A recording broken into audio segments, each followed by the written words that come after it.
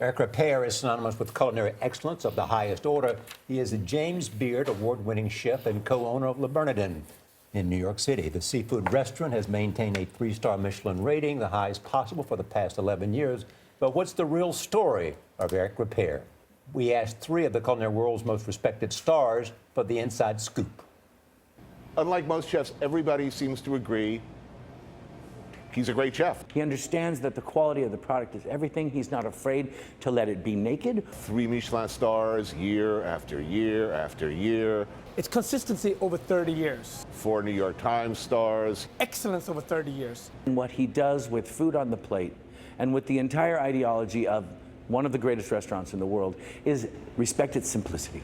He's given me a view to what excellence and commitment can look like. Unlike just about every chef I know, and unlike me, for sure, I've never seen him wish ill on another human being. He's just a regular, normal guy who happens to be operating at peak capacity. Did we say how handsome he is? I like Eric because I'm attracted to tall, silver-haired men. So elegant, so Frenchy, so handsome. He's kind of like Oliver Twist, if Oliver Twist were like French and middle class with perfect hair.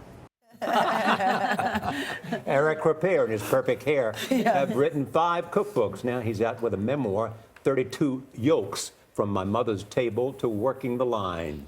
Bonjour. Bonjour. A lot of love for you, Eric Ripert. A lot of love. I feel it. Yeah. You might as well just walk off the stage now after they said all that. Yeah. Handsome, great hair. Doesn't help in the kitchen, though. But what you have done is, they suggested, maintained a level of excellence. I mean, is that the commitment, and how do you do it? Yes, of course. I mean, you want to be consistent, and obviously over the years you progress, you become better. Therefore, your team supports you, and you cruise like that. Yeah, it's hard work. I mean, it's a life commitment. You need a lot of support, and you have to have a clear vision, be very focused, and work hard. Yeah, but you made some mistakes along the way, which you write about in 32 Yolks. For sure. You're very candid about some of the mistakes you make. But I was so fascinated, but as a little boy, you're in the kitchen for the very first time, and there's a chef, Jacques. You walked in that kitchen, Eric, and you felt what just looking? This is for me. So Jacques was a character, and I was 9 years old, and he accepted the fact that I would come and observe in the kitchen, and he would sit me on next to the counter, and I was fascinated by the moves, by what he was doing, and by the smell, and by the food that he was giving me too. Yeah. Obviously, he was feeding me a lot of crème au chocolat and apple tarts and whatever he was doing. Yeah. But he created in me this, I think I had the passion already, Yeah. watching my mother and grandmothers, but he really created something different. It was a professional kitchen. I suddenly had this admiration for real chefs. But you got one of your biggest lessons from Joel Robuchon, very famous chef. But he was very, very, very hard on you. I thought very difficult. But you said you learned some of your biggest things from him. Yes, he's my mentor. He was tough. He was very tough, very demanding on himself, extremely demanding on the team as well. And he was considered the best chef in the world at the time. I think today he's still the best chef in the world. He's not retired. And he was very, very tough. But at that time, in the 80s, every kitchen in a 3-star Michelin or very luxurious restaurant were run in a very dictatorial way. Yeah. He was not a violent chef. Other kitchens, you would see the pans flying and at you, or plates being thrown and things like that. He was very demanding, but not violent.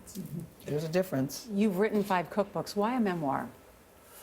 Well, after 5 cookbooks, I could have done a 6th one, and I will probably. But I wanted to create something that could be an inspirational legacy, in a sense, something that will inspire young people who are coming out of schools and of their graduation, for them to know that they don't have it yet completely in their field. They will make mistakes. It will be tough, but they will get to where they want if they really have the will. I mean, you write about your difficult childhood, your parents' divorce, and Yes. an abusive stepfather or Yes. predator priest. Yes. How difficult was it to go back and relive some of that and tell that story publicly? I'm very candid about it. I never talk about it at home or to my friends because it's very hard to say, you know, a priest abused me, and so I don't do that. But I had no problem to put it into the book. And again, I hope that couples who have children and are considering sometimes divorce will think that what are going to be the consequences for the children? Because my parents were very happy and suddenly they were not happy. And I was a little child, I was 5 years old. And the consequences for me were dramatic. So that book can inspire people also to think twice. You have a great friendship with Anthony Bourdain. Yes. Sounds like a bromance between the two of And you see them together eating out Yeah, together you do. in New York City. You also went to China. Yes, we went What to did you- China together. We were in the Sichuan province for 10 days. Looking for or just having fun? Well, for looking for making a show for Anthony for Right, CNN, right. Parts Unknown. And the idea is to enjoy the food, enjoy the culture. He's very curious, as you know, I am too, and we have in common that we like to have a good time and eat. You do have a good time. You tell a great story when you're coming to America. You're at the airport, you have very little money. You have Yes. to decide between Playboy magazine and a Yes. book on Tibet about finding inner peace. Yes. And you chose. I voted you were going to choose Playboy.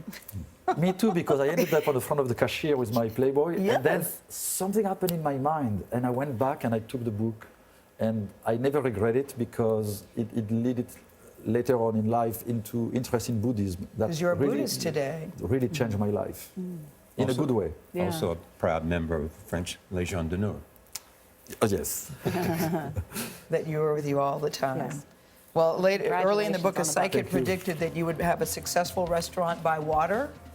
And Yes. today you have a successful restaurant by water. She was right. Yeah, she Madame was right. Aparo. Yeah. Very nice to have you here at the table. Always good to see you. Thank you so much. Chef Thank you. Eric Ripert is his name. It's called 32 Yolks, which, by the way, you have to read the book to find out. There is a meaning in the book about what that means. Very, very nicely done. Goes on sale tomorrow.